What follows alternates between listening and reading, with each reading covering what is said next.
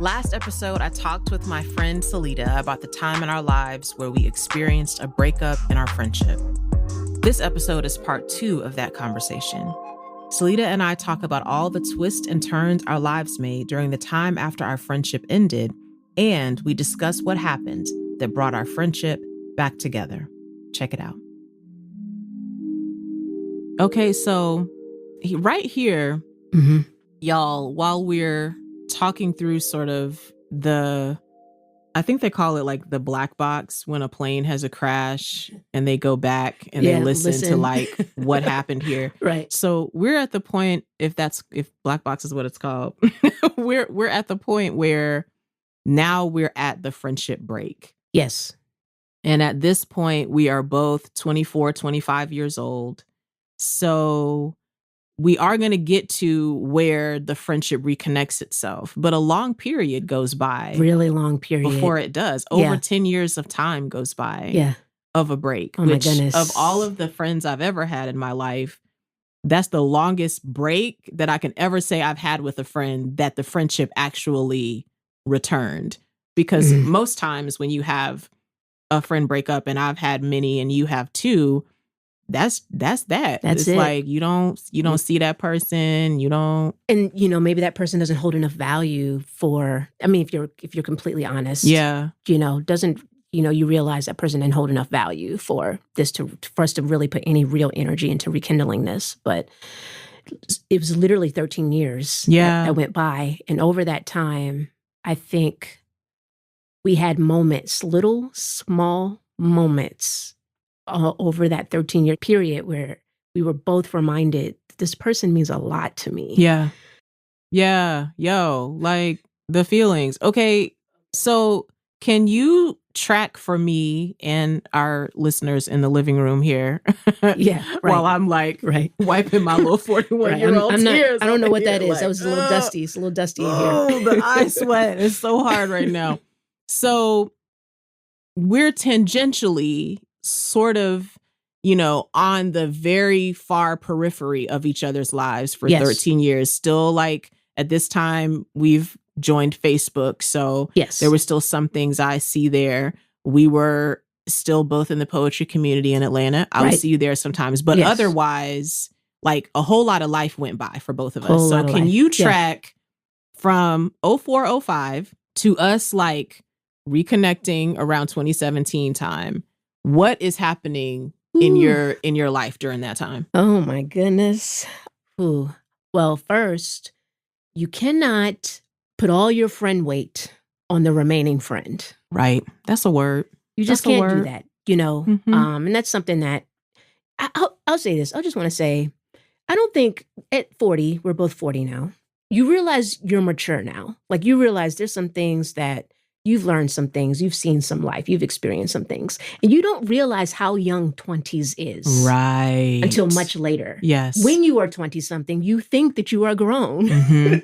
Man. And you think that you know things. Yeah. And you think that you are supposed to have known these things, and that you're supposed to have known how to interact with your friends and how to create healthy emotional boundaries and how to be a healthy and clear communicator. You think, I'm 24, like, isn't that something I'm supposed to have mastered by now? Yeah, I've been doing that since I was 15, right? Right. Did I? But once I hit into my 30s, I look back and realize I was young. We were young. Yeah. And, just to give ourselves an opportunity to look back and be like, we still had a lot of life to experience and learn. And so anyway, and part of that, one thing I hadn't learned yet was just not to overwhelm your friend. And so after you were out of the picture, I had one really close friend left that I had a natural rhythm with, and everything went on her. And that was too much. It was way too much. Right. And it damaged us. And so now you have Celita, age 25, all of my closest friends that I had in college, no more. And I don't know how to emotionally regulate. I don't know how to live my life. I don't know what it looks like because my whole Atlanta time has been spent with y'all. Right. In some way, shape, or form. Yeah. So I went through a lot of things like on the interpersonal, emotional side.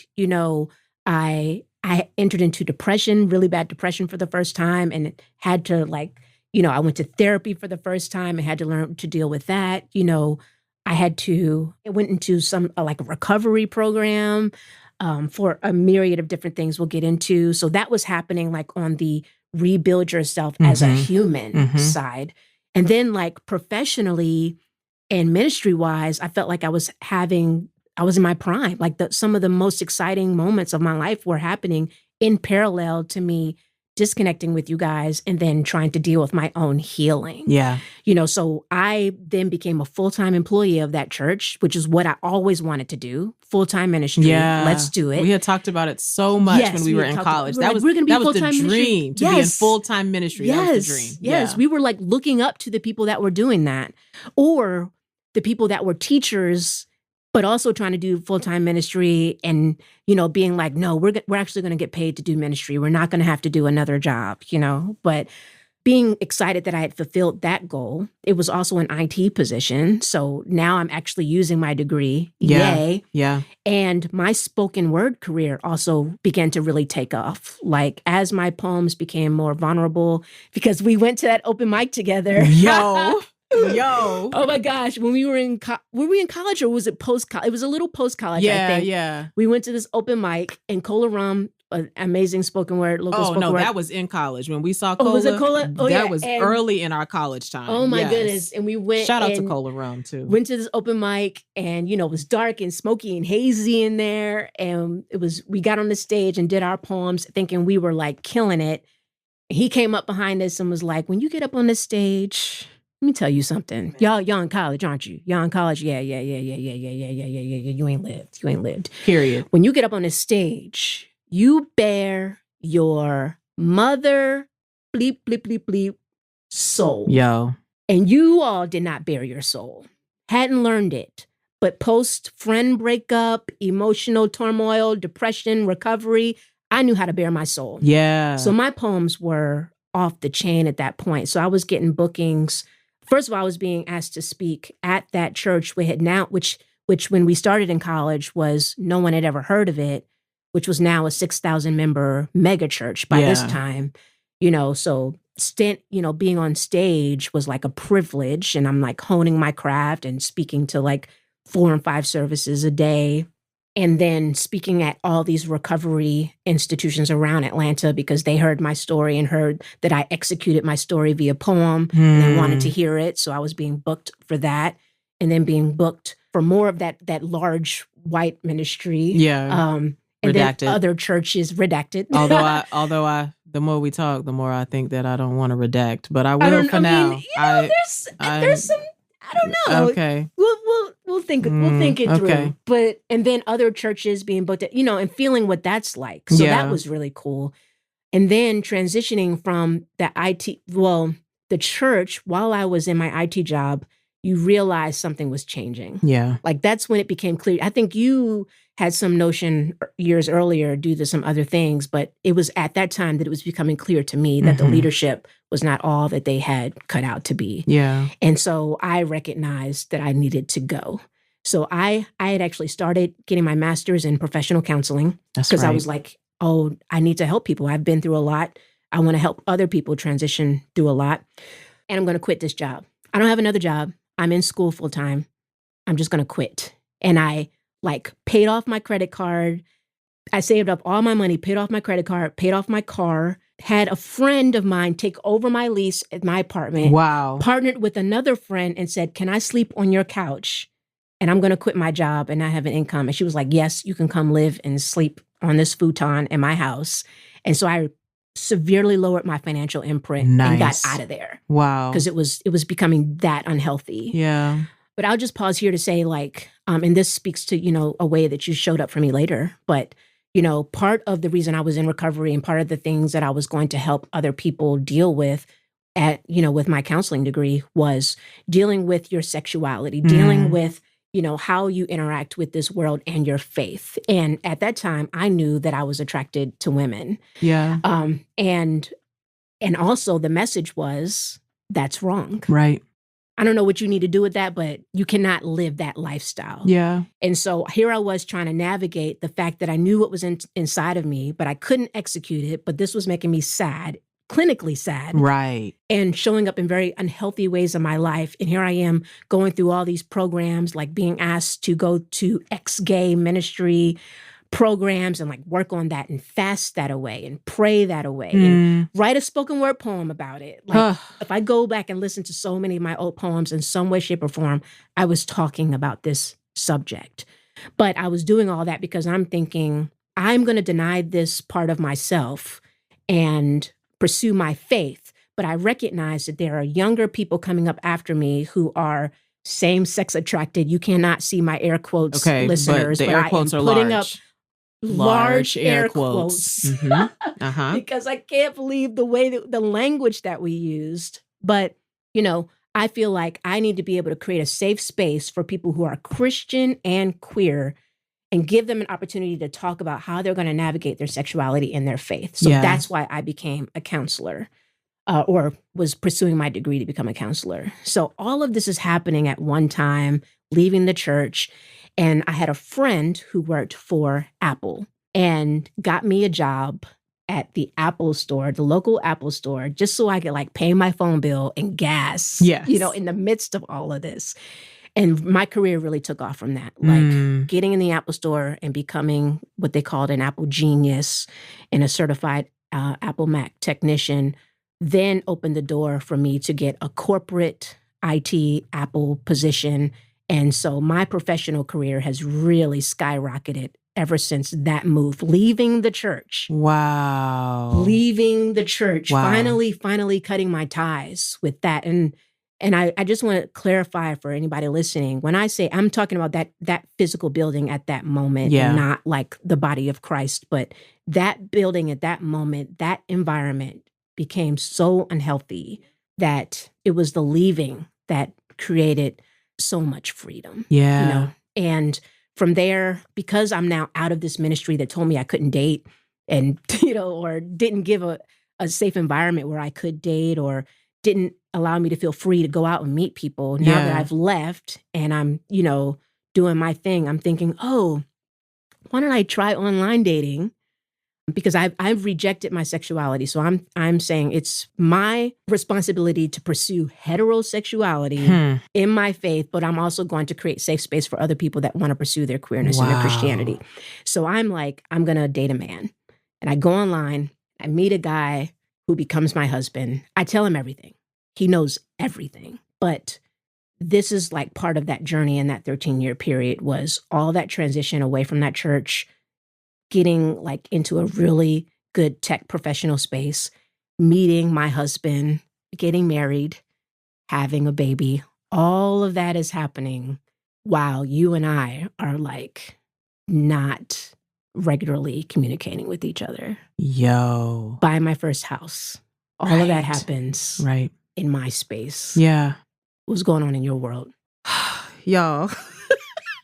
This is why you don't bring your friends on your podcast. You understand? Because I'm over here like in my feelings just hearing you tell me this, because some of it was like I knew tangentially because we still had so many mutual friends. And so there would be times that like I might connect with them and that somehow like they'd be like, yeah, I met up with Celita and we, and then I would be like, oh, she's working at Apple now. Okay, that's cool. Or like seeing like on Facebook when you got married and, like, so like getting to hear you like fill in the blanks of what I was able to ascertain from a distance, right? Yeah. So on my side, after our friend breakup, while I was processing what to do that led up to our friend breakup, things were shaky with me at the church because I got privy to some information because of other friends I had that went to church there and that had been going to church there much longer than me. I was privy to the back end of Disney World a little sooner. Right. And at first I was like, I don't like what it's like back here. There's some things going on back here that ain't right. But I thought to myself, when I'm in the service or with other people in the community, this place is still helping people, because the church we were going to was definitely drawing a lot of young Black folks that had grown, some who had grown up in traditional Black churches that had not been in church for a while, some who had never grown up in church or been around that. And this was like their first introduction to Jesus, to church, to anything. Yeah. And there seemed to be like a lot of good in that. The community seemed to be the saving grace for some people. And so I stayed even after discovering some things behind the scenes weren't right. I stayed because I was like, well, I can still do good in this little corner.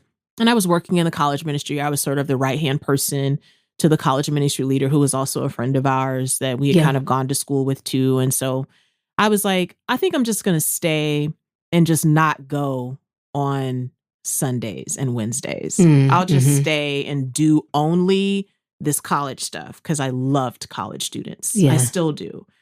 So I think I was in that like weird sort of place where I was disconnecting from the church, and I knew that we were all so invested in the church that I felt like, as my friends, I wasn't sure if it was right or okay for me to tell y'all what I knew.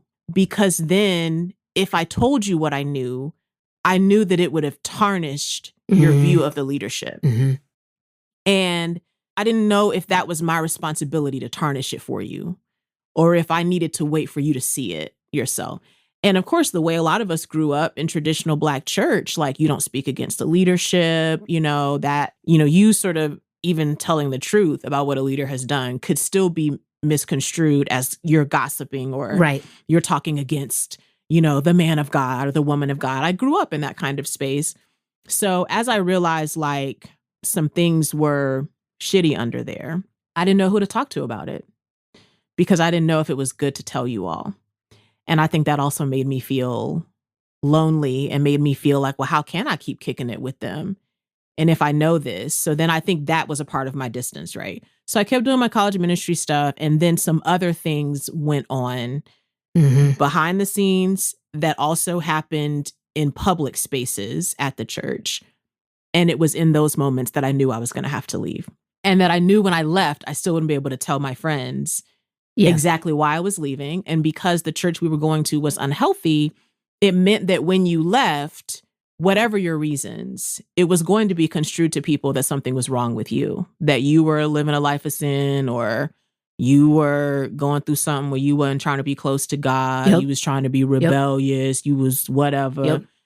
So I knew that was going to happen. And I knew that that meant, because I had watched other people leave our church, and we were sort of indirectly being told not to be connected to them, that it would be bad for us spiritually to be connected to them because they weren't trying to be like in line with the church. So I anticipated that was going to happen in my friendships too. So then I left. Probably it had to be within the year that the friendship breakup happened. I left, and it was a very hard time. I remember almost being like, I don't know who I am, and I don't know what I'm doing, and I don't know how to have a relationship with God without all these other people's voices and hands in it. Like, we came from this sort of Christian type tradition where it was like, you're supposed to be having quiet time every morning before you go to your job. You're supposed to wake up early and read your Bible and pray this prayer and make these notes in your journal. And I don't say that to minimize the spiritual practice of folks. I say that to say it wasn't as important that moment be authentic always. It was really like, you need to have this routine. And after a while, I didn't even question, like, is that what I really want to do? Is that the only way? And do quiet time be in the Bible? Because I don't even remember that phrase being in there. And like, sometimes people pray in the morning, and sometimes they pray at night, and sometimes they ask God to kill their enemies. I don't understand. So I feel like that first year, I was wrecked. I was wrecked that I felt like I had to leave my friends, and that I couldn't tell them why I left, and that I couldn't even defend what they might be told about why I was leaving. I was wrecked about that. I was wrecked that I felt I had given some good years to the church and the ministry. And I had missed out on a lot because of that. I had missed out on dating. I had missed out on a whole city of arts because my ass was too busy in church to actually experience the city, you know? So I also went to therapy for the first time during that time and dealt with all this, you know, like you be going to therapy for one thing, your therapist be like, also, we need to talk about this and this and this. You'd be like, but I can't be able to talk about this. And she's like, we can't talk about that. So we also talk about these things. So it was like, let's talk about the church. Let's also talk about your dad. Let's also talk about, you know, so it was a lot of like all the healing, you know, like what you were experiencing. I was out about in the world as a grown adult who could drink for the first time. That was also a thing in our church ministry we did thing. Not drink. If you were in leadership, you weren't allowed to drink. And really, you weren't allowed to drink publicly or around other people. That's probably what it really was. Yeah. I remember being in conversation with people where they would like name, you know, redacted pastor of the church. And they would be like, you wouldn't want to be at the club and Pastor so-and-so see you there. You wouldn't want to be drinking wine at the restaurant and he see you there. And I never questioned like, why is it important? First of all, why he in the club? And second of all, why is it important if he see me? Yeah. Like God literally be everywhere. So I think a lot of it was me like realizing that in our unhealthy church structure, the opinions of the people who were in leadership at the church had grown more important to me than actually what God had to say or what God thought about anything. So that was a whole like, what am I doing? I remember going out to happy hour for the first time and being like, wow, everybody at the table is drinking but me because I'm scared to have a drink. Or I remember being out with friends that I thought were Christians and they were drinking out of a pitcher of margaritas. And I remember being like, this is terrible. I got here to eat dinner with y'all and it's a pitcher? Right. Not just one drink, a pitcher on the table. This is wild. So I feel like there was a lot of adjustment in my relationship with God and to church. I started going to a very well-known white church in the city after that, mostly because it was a place you could kind of go and not have to be talking to anybody. You could kind of go sit in the back of the church or you could go watch it online. You ain't have to like interact with folks. So I think I was definitely going through a spiritual like shift right there that sent me on like a tailspin. Professionally, I had decided that I was ready to work in my field too. Yeah. And I couldn't see that becoming a full-time artist was going to happen. And I thought, well, I need to work corporate and like do this. So I got my first corporate job writing for a big Fortune 500, discovered within 6 months that I hated it so bad. Oh, I hated that job so bad. I've talked to y'all about that on the podcast before. So I worked that job. And really that job is what made me discover like, I want to be an artist full time. And I think that means I have to do some different things financially. Went through that same thing that you did of like, well, actually, I went through the same thing you did, but I didn't do the things you did. I went through the like, I need to quit. So I just quit and got my Christmas bonus. I hoped that everything was going to open up. Right. And you know it didn't. Right. You know it didn't. I was dating for the first time, you know, and I had made this commitment that, you know, I mean, of course, the way we were raised up in church and all the no more sheets. Yes. So I was trying not to have sex until I got married. Right. Dating as a grown woman.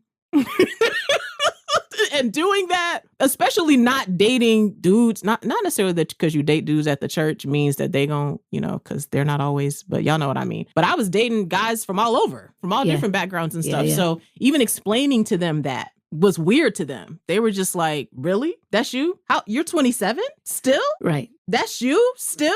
And they're like, could it be me though? Like, could I be the first one? And I'd be like, yeah, you have to marry me. And they'd be like, oh, no, I'm good. But I'm gonna go ahead and pay for dinner and like, I'm not gonna see you again, but I'm good. So figuring out all the dating and for me getting more comfortable with the fact that I am also a sexual being, that I have the opportunity to make these sexual choices because I want to, right? So I think navigating all of that, the dating, quitting that job too soon, going broke. Yes. Moving back in with another friend of a friend. Right. Then actually making a successful run of being a full-time artist once I got into my early 30s. Then dating this man I really loved, you know, and then being like, this ain't gonna work. Nope. Me and you can't, no. And experiencing that first, like, I'm like ridiculously in love with someone. Yeah. And I also have had my heart broken. So like all of that like helps you bare your soul too. Yes. And then finally getting to Matt and being like, okay, now like this is the thing I'm looking for. Like here he is. And so getting married in my early 30s and then us sort of going into business together and experiencing Christian space together and all of that. And which we'll get into in a minute, also like experiencing thinking that having kids was going to be easy for us and discovering in the middle of the first few years of marriage that it wouldn't be, right? And I think on the friend side, I had maintained one friend from high school, a very close friend from high school. And then I was meeting all these people out on the art scene. So I sort of gained those friends. Yeah. And so I did sort of have also the friends that I met traveling who were also speakers and stuff like that. And I think then we arrive to 2017. Yeah. We're now in our like late 30s. Yes. At this 30s. point. Yes. You know, like you're in this like sweet spot in your career. My career is going super great. Although now I'm like, man, it could even be better. Who knew about that? And you are too, though. Now we're like, the sweet spot. But I'm like, is this the sweet spot? Right. We didn't know. It was coming. No. Okay. So it's late 20s. Yeah. And when do you start your podcast? You start I'm Simply Artistic. Is that 2017? I think I do start it in 2017 and I'd run it to 2019. Okay. I'd do it for 2 years. Yeah. What was the idea behind it when you wanted to start the podcast? So my mission for I'm Simply Artistic is to use psychology, creativity, and technology to help others live healthier lives.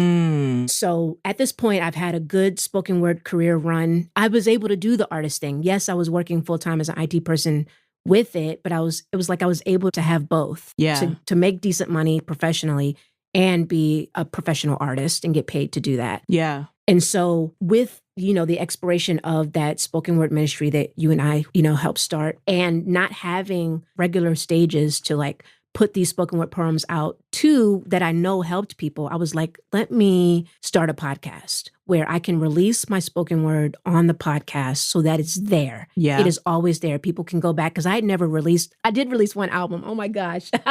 There's a phantom spoken word album on Spotify, but it wasn't good. It was like the first joint. No one's first spoken word album is amazing. Okay. But I was like, in lieu of not having an album, in lieu of not publishing a work, let this be my publishing, to like put these on the podcast. And in between me releasing a poem and breaking it down and talking about how, it could help and encourage and support somebody, I'll do interviews. So then I started lining up all the artistic people in my life so that I could schedule you all for interviews for the podcast. And by this time, you and I had like maybe 4 or 5 genuine interactions over the years to where I thought I could probably reach out to Amena and ask if she would be a guest on my show. You were my earlier ones. Yo. Yeah.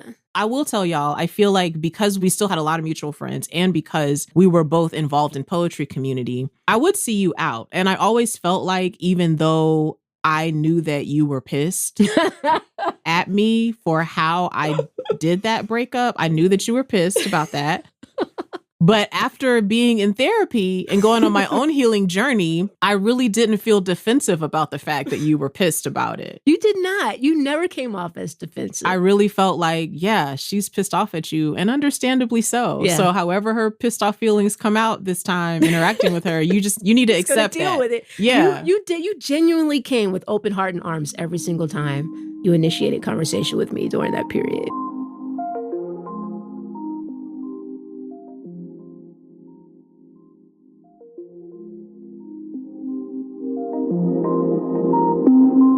I felt like you were never like, don't talk to me. But in the first couple of interactions, you were definitely being very clear to me that like this conversation is only going to last for so many minutes. Right. And it's only going to involve so many subjects. Right. And there's certain subjects that I'm never talking to you about, period, you know? Yeah. And I was like, and you got to respect that, because I feel like when you do have a friend breakup, you can't go back into that person's life. And like, it's like, when you're close friends with someone, it's like emotionally, they're giving you the keys to their house. Yeah. You know, where they're saying like, hey, you can walk in. Other people can't come in if the house ain't clean, if I didn't feel good or whatever, but you can come in. Yeah. And when you break up with a friend, you can't take the house key. The locks is changed. You can't, even if the locks ain't changed, you can't take the house key back to the door and just be like, boop, I'm here. I was in the neighborhood, because they're going to be looking at you like, I'm my neighborhood? And? So what? So every time I would see Celita, I would always spend an extra few minutes just like saying, hey, we have a little couple of exchanges. And then when I had the time and healing to realize how hurtful that breakup was to you, then I would try, I think along my healing journey, there were like layers of things I was realizing. So when like layer one, when I would see you, I would be like, also, I just want to let you know that. And then like I would realize layer two. Right. So the next time we saw each other and we could talk like that, I would be like, I know we're at the corner of somebody else's party, but I also wanted to let you know that I realize it's not okay to blah, blah, blah.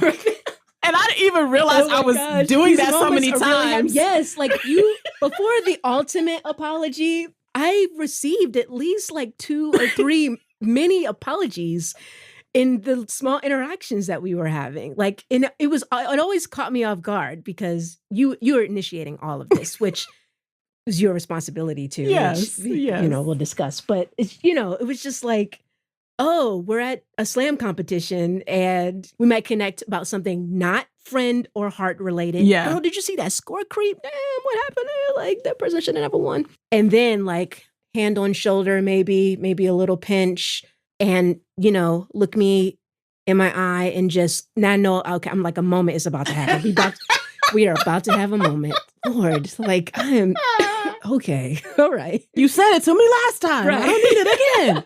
I just, you know, I know we haven't talked in a while, but I just want you to know that you still, you know, I still see you, like you're still my homie, like, or something like that. And, you know, and I'm, you know, I'm sorry that things went down the way they did, but I just want you to know that I still see you, I still be paying attention, and I'm proud of you. Like stuff like that, that you would say, you know, and it would be a quick moment, and I would just be like, okay, holding the lump in my throat. No hug. I'm just gonna walk away. No hug for you. I'm just gonna walk away. Hugging is a big deal. If you get a hug out of me, it's a big deal. But yeah. Yes. It's so wild to think about that now. But yes, y'all, I tried to, I think as I was figuring out like, yo, you could have done that better. Then it was like every time I would see you, I would be like, I just want you to know I could have done that better. And I know that now that I realize I could have done it better doesn't mean that we got to go back to that. Right. But I just want you to know like the vibes. And you would be like, the first couple times you were like, all right. And then you would go get something to drink and be like, okay. But like after like the third time, I could tell you were like, all right, okay. I mean, it still don't mean we kicking it, but right. Okay. Yeah, but I receive it. So when you reached out to me about the podcast interview, I was excited that you were doing a podcast because I thought it was just a very dope idea, and the lens from which you were doing your creative work, like that made perfect sense. Mm-hmm. So I was excited to get to be a part of that. I was really honored that you asked me, and I was looking forward to the recording. And I think you came here to the house and recorded. And then after first of all, the recording it was like all of the, you know how like I do feel like when we use chemistry, we're often talking about, you know, sexual chemistry between two people, which we know is a real thing. But I think we don't talk enough about like friendship chemistry that can happen too, because when we were in the recording, it was like, it just felt like it was filling up the room. The fact that we had all this friendship chemistry between us. Yeah. And then when the recording was over, it was like, that was your first time being in my first house. Yes. And, you know, being in my office and everything. And so we were kind of like chit-chatting, and that was the warmest our interactions had felt in a long time. And so I was like, yo, it was really good. Maybe we gonna, right. Like not ever gonna do the every Friday thing, but maybe a Friday sometime.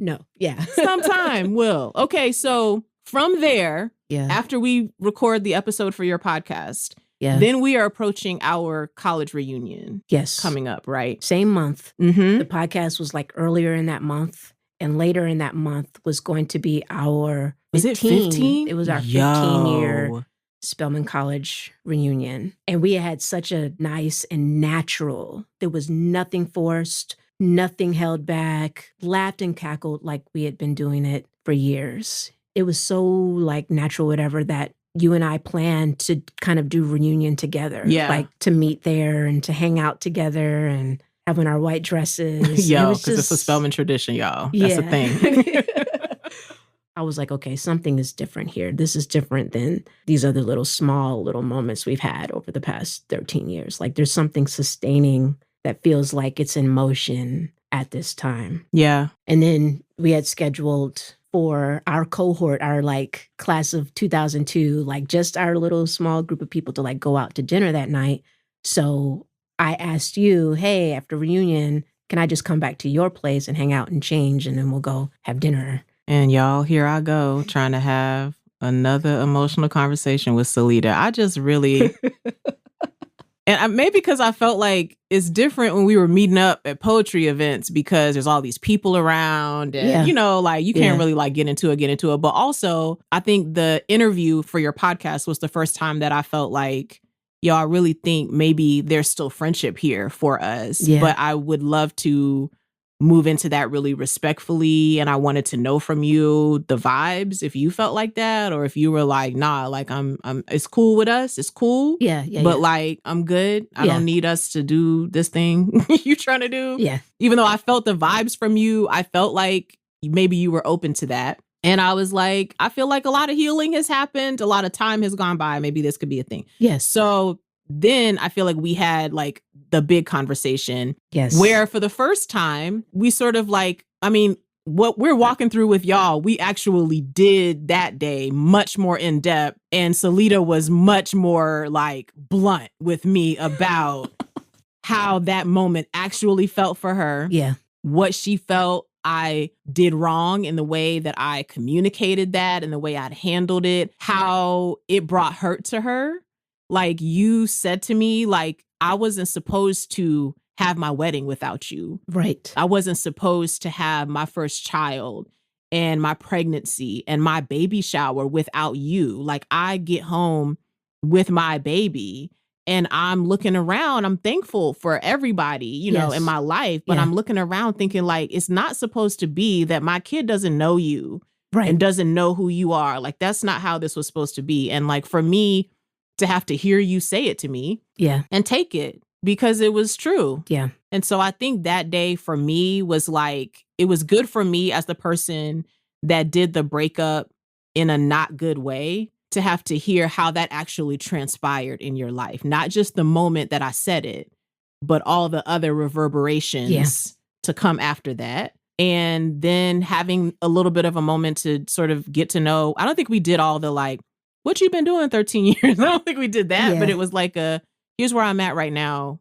as a woman in my life. And I think you did the here's where I'm at now. And I think we did talk that day to say, what does this mean to us as far as... Right. What does it look like going forward? And I think we both agreed, like, I don't think we need to set any, like, every 3 Tuesdays. We don't have to do that. Lord God, help us. Like, nobody has time for that. No. But just like, let's hang out and kick it as it feels organic to us. Right. And let's communicate in the ways that feel organic to us. And let's see. Yeah. Okay, so that was May. And I have to say that year, you came to my house for Thanksgiving. It was that year. It was that year. Yeah. So you came to my house for Thanksgiving. Maya was there for Thanksgiving and might have been another friend of ours. But I remember, normally I have a house full of people for Thanksgiving, but that was the first time, of course, that all of us had Thanksgiving together. since college and 20s and everything. Yeah. And so for me, thinking about the fact that, you know, I had a miscarriage a couple of years before around the time of Thanksgiving. And so sometimes the grief would be like very, very overwhelming. Sometimes I wouldn't want to see nobody. Sometimes I want to see everybody. Yeah.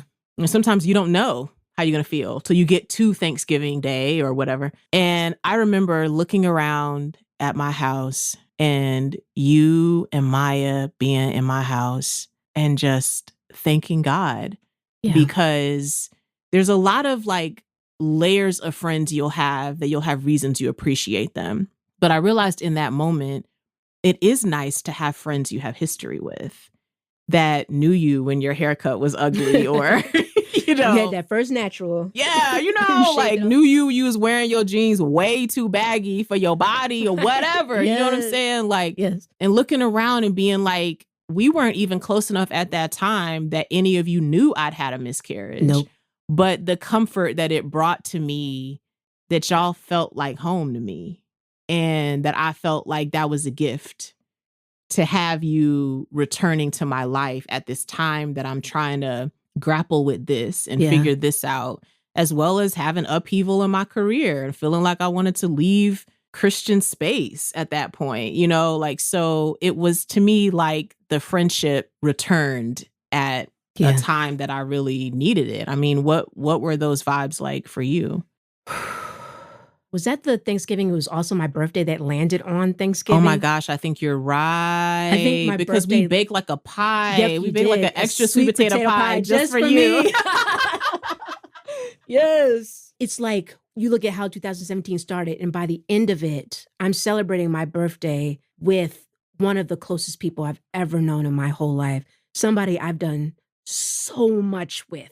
And I've done a lot with a lot of people, and I'll do and build with people in my life, but we were so concentrated in what we executed together. There has not been, and I don't know if there ever honestly will be, anybody that I've ever done so much concentrated, executed work with. Yeah. And you were out of my life for so many years. Yeah. And then here we are in this moment, kicking it like nothing happened, but also fully aware that something had happened and being completely different people in that moment than we were when things ended 13 years earlier. Yeah.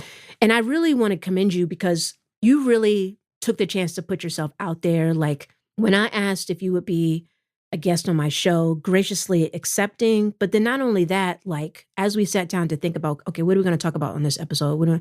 And you like trusting me with the real story behind TV sitcoms poem. Yeah. You know, that was the first time I'd ever said that publicly. And I don't think on anyone else's show that I would have felt comfortable to say it. But because it was you, and because I knew the lens from which you were wanting to do the show and how you were using that lens to do your poetic work, I honestly think if that had been anybody else's podcast, I never would have said that. Wow. But I felt comfortable doing that because I was with you. And that's crazy. We hadn't been talking, communicating, and here we are. And you in that moment are saying, I still see you as somebody that creates a comfortable enough environment for me to be my full self. And in recognizing that, that's why I felt safe with whatever the next steps were for this new chapter of our friendship. Because I was like, wow, I was literally trusted with that moment. We're still connected. We're still bonded after all this time, you know? Yeah. And that really helped prepare my heart and my mind for when, you know, you did initiate like the full apology later at a reunion where I was able to receive all of it, number one, and also release all of the past. Yeah. Like, I don't know. I sobbed. I don't know when's the last time I sobbed like that. Yeah. You know, just listening to you and giving you an opportunity to talk. And it was such a release. It was like cleansing, palate cleansing. And then from that moment on, it was like, we good. Like so like, good. We good. And that was 2017. That was 4 years ago. The years have melted by. You know, we never established how often we needed to talk or nothing like that. But we've maintained a pretty consistent connection over this time. Pretty genuine. And I've come to Thanksgiving multiple almost times every now. year since then. Multiple times, and we love to see it. You said this when we were preparing for this episode, and I love being able to close with talking about what we feel like this experience taught us, or what we feel like we learned from having had close friendship when we were younger at this very like sort of developmental time. And then in what are sort of the middle years when you're like developing your career and some of your early relationships. And for you, like this journey into motherhood, not having those years together, but somehow, some way returning back to each other at this time where we both had no idea how much we're going to need each other, like showing up for each other. Yeah. So like, talk to me about that and talk to me about any other lessons you can think of that you feel like you've learned or that we've learned together through the process. Yeah. Well, first I'll just say, like, you talked about how having us at Thanksgiving was like what you needed at that moment and not even realizing the degree that you needed it. And then I didn't know that within a year's time of that, I was going to really need my friends. And the friends that I had made at college, I was reconnecting in that moment, like life was about to take some kind of turns for me where I had no idea how important and vital you guys were about to become. Yeah. But, even after that, I had the opportunity to show up for you, which I'm just so grateful that, we were able to like reconnect right at that moment. But then like I realized my marriage is ending. I'm about to get a divorce. And you showing up for me in that moment was everything. Yeah. You saying that I love you no matter what, I stand by you no matter what, you'll never be judged by me, was what I needed. And because of our history, there's not another person I can think of that could have showed up in quite the same way as the core friends that I had in you guys, And then after divorcing and, now I'm facing single life again, it's just like, how am I going to do this time? How am I going to live my life and making the decision that I'm going to be my fully fabulous gay self? Okay. I'm going to do this. Yes. This is what. Yes. Yes. Mm-hmm. It is yes. time. Yes. I am ready. Mm-hmm. And you fully standing by me in that as well. Like when I'm like prepping my coming out video and you're like texting me the night before, like, yo, I just want to make it very clear. Like if anybody's in your comments and they say something crazy, I'm going to be right there. I'm going to reply immediately. Okay. Immediately. And y'all already met my sister, okay? Right. My sister knew Celita was doing a coming out video. My sister was like, we both was in the comments. Like, my sister was like, I wish somebody would. If somebody go low, I'm going to hell. Y'all heard her say it on this podcast. Y'all heard my sister say it, so you know. That's right. Yes. I love keto. Oh my gosh. Man, but it was just like, I don't know. God's timing is perfect. Yeah. Because exactly what I needed. And you were right there. We've talked about so much in our friendship and what we've learned and how but one thing, that I think we've both learned is just like friendships are built in the showing up moments. Yeah. And, it's those showing up moments that really show the authenticity and the depth of the relationship you have with the person is your ability to show up, and not just to show up, but to show up when it is taboo, to show up when it is unpopular, to show up. To show up when the Christian space that you came from pegs and puts their finger on the exact thing that you have to walk through, that is like the most abominable topics. Mm-hmm. And you saying, no, I've known you your whole life. Mm-hmm. I've watched you your whole life. I am not surprised. At all. You do you. Literally at all. Yes, it is time. It's about time. Okay. Actually. And then another thing is in reevaluating our friendship and then also looking at how I've been able to navigate my friendships post our breakup, first of all, I learned to diversify, Right. That part. Right. One person can't fill all the things. Yeah. Like and that's okay. Your cycling buddy over here, your spoken word buddy over here, your cooking buddy over here, mm-hmm. your talk shit about a documentary or a song over here, mm-hmm. like, people that work in your field or your industry over there. Right, right. And that's okay. We don't have to be in each other's pockets for everything all the time. Yeah. There is space in all of my friendships because you only satisfy one part of me. And then there's another part I'm getting from somebody else, and another part I'm getting from somebody else. And learning and understanding those boundaries and that dynamic relationship has really helped to create healthy, long-lasting friendships. Yeah. And another thing, the last thing that I remember talking to you about was how I was listening to this podcast called Life Kit, the Life Kit podcast, and it talked about recognizing when your friendship is going to change. Yeah. And a good, healthy friendship is built on 3 key components. If you think of like an equilateral triangle mm-hmm. where all sides are even, and one side is consistency, one side is vulnerability, and one side is positivity. I love it. those three things have to kind of be balancing each other out in your friendship. And oftentimes when you feel like it's changing, it's because one of those is off kilter.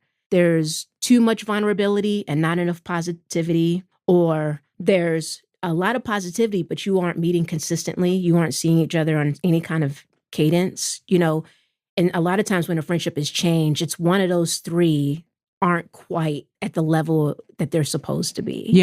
And I can identify in us, we were in each other's pockets a lot. But so we had the consistency, but lacking in vulnerability, lacking in positivity. And, that just creates an atmosphere where a friendship can't thrive. So these are some of the things that I've learned and tried to apply in my adult relationships going forward. I feel like one of the things I learned, especially in this season of our friendship, was showing up for you in the way you needed me to.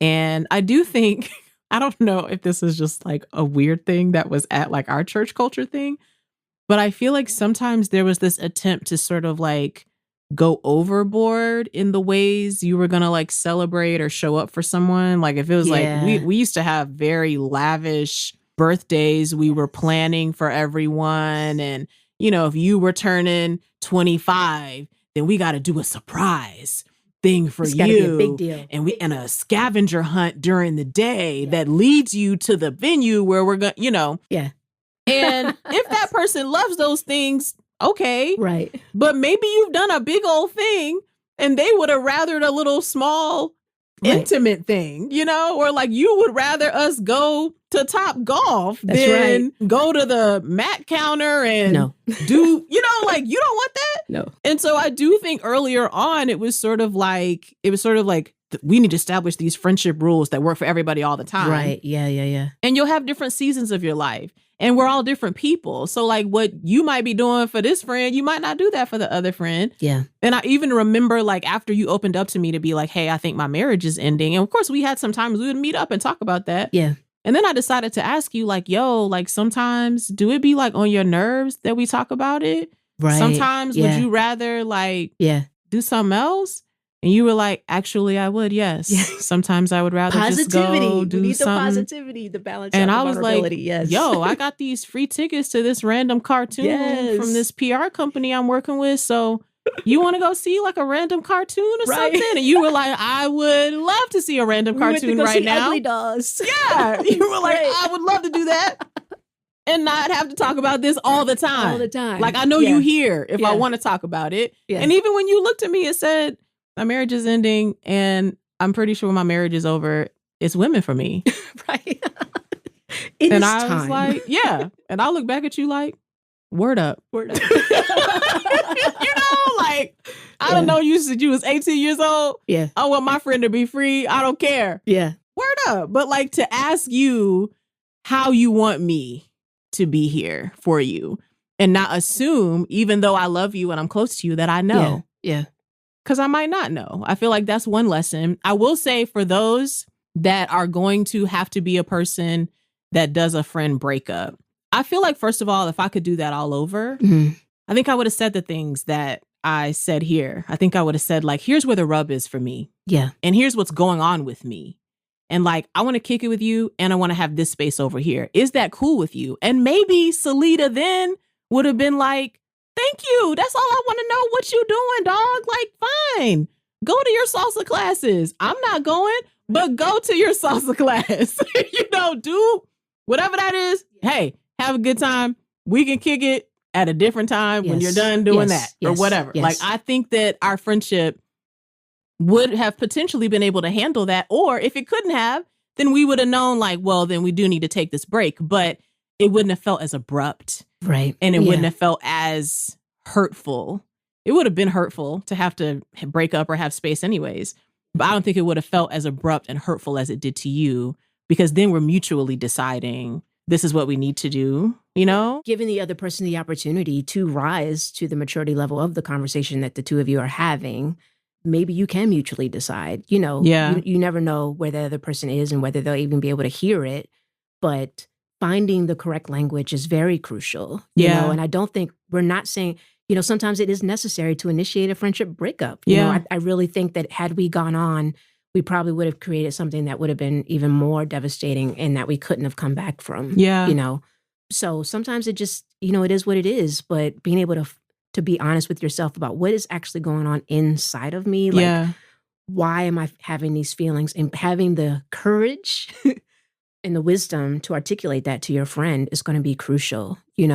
Friendship breakups happen just like relationship breakups happen. It's a thing, but then also friendship rekindlings can happen just like you can get back together with an ex, like a friendship has that same amount of weight, if not more, and requires that level of vulnerability and conversation and honesty. And I think it's dope about friendship being different from romantic relationships in the sense that I feel like you're more likely to possibly have some friendships that would rekindle.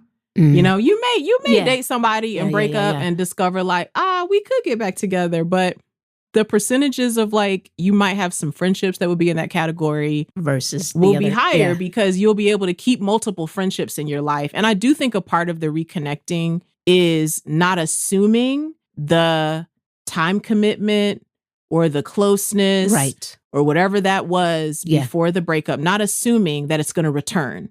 The hope is you're going to create a new thing that's for who the people are now and where you are now, and giving each other that space and respecting if the trust has to be rebuilt, not assuming now you just get to know all the secrets and all the stuff going on. Maybe that person ain't ready to talk to you about that. Maybe they're going to take their time figuring out what to say to you and what feels comfortable. But if you're the person that did the breaking up, let them. And follow their lead on that. You're not the one who gets to decide. I feel like there's too many relationship situations where the person who does the hurting walks in like, okay, well, I said I'm sorry now and I'm ready for this to be over. I'm ready for you to not be dealing with these emotions now. We need to move on. It's always the person that did the hurtful shit that's like, we need to move on. You don't get to decide. The person who got hurt. You did the hurting. Your job is to be like, I'm sorry, I'm here now. What are the vibes? Yes. And if you're the one who got hurt in the process, then it's your job to decide, how comfortable do you feel with the person?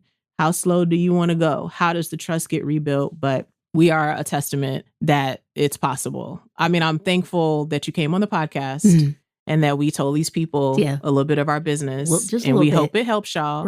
But I'm also I'm thankful for you in my life, man. Like it's forever for us now. You're like literally never going to get rid of me now. And you might regret that a couple times. You might be like, man, why did I have that conversation with her?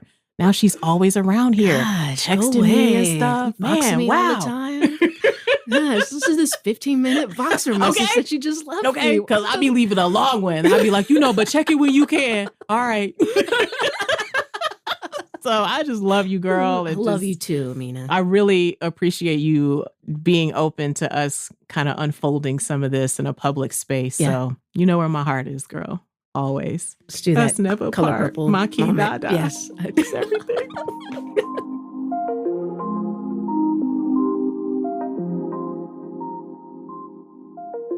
Y'all, I love a happy ending. But you know what I love even more? A healthy beginning. Sometimes the relationships in our lives don't arrive at happy endings, although I'm so glad my friendship with Celita did. But even more than a happy ending, we were able to give a healthy new beginning to our friendship. Special shout out to my good friend Celita Williams for joining me in this episode. You can follow Celita at 11 Locks on Instagram, and you can follow her podcast and poetry at I'm Simply Artistic on Instagram. To learn more about her creative work, visit I'mSimplyArtistic.com. I know friendships can be challenging. Our friends can be the ones that hold us up when times are hard, and sometimes our friendships can be a place that can break our hearts in the deepest of places. I hope listening in on this conversation with Celita and me is helping you to assess and evaluate your own friendships. Ask yourself this: do you have any friends in your life that you need to reach out to, reconnect with, to see how they're doing, to have an honest conversation, to let them know you're thinking about them, to apologize to them and make things right when possible? How can you show up for your friends? Have you asked your friend lately how they would like you to show up for them or hold space for them? And lastly, how can you show up for yourself? My therapist reminded me a couple of years ago that I am my own best friend too. If you are a person who doles out all the care for your friends, how can you make sure you are showing that same care and gentleness to yourself? Thanks for listening.